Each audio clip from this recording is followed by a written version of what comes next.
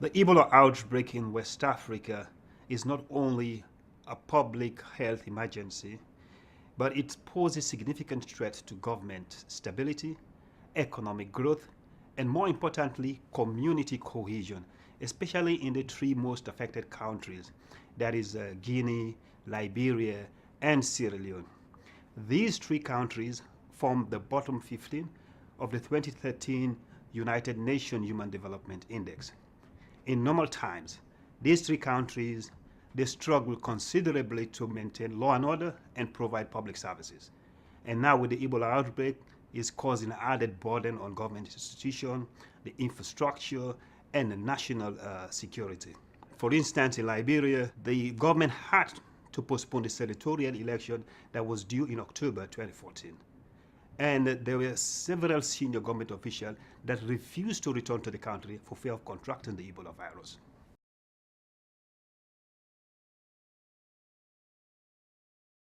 There have been several reported incidents of violent protest and riots relating to the Ebola outbreak in Guinea, Liberia, and Sierra Leone, resulting in death and extensive property damage belonging to government as well as international non-governmental organizations like the Red Cross and Médecins Sans Frontières, MSF.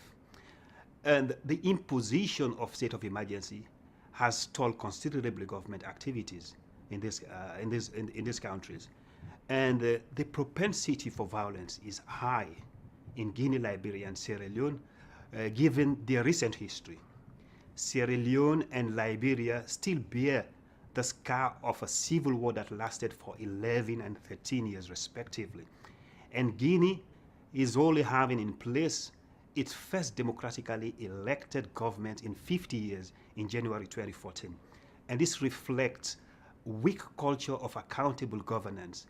And that's, we see it in the form of the people don't trust the government and they don't trust the security forces. So this is a key driver of civil unrest in this country.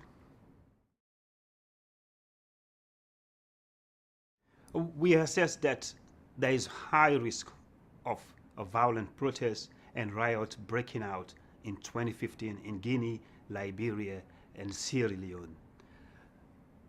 IHS assessed that the extension of the state of emergency in Sierra Leone to early 2015 and the upcoming presidential election in Guinea-Conakry in 2015 and also the likely fallout of the senatorial election in Liberia in 2015 will further heighten civil unrest risk. Already the opposition, they're politicizing the Ebola outbreak.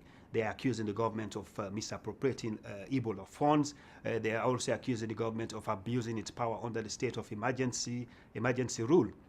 And also, we are looking at a worst-case scenario here, whereby the Ebola outbreak spread across West Africa, especially in northern Mali, northern Niger, and northern Nigeria, where militant armed groups are operating.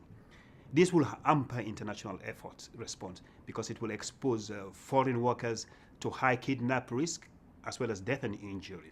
However, so far, IHS assesses that the risk of outbreak across West Africa is low and will remain low in 2015 if international support, including medical personnel, is increased and sustained for at least 3 years in this country.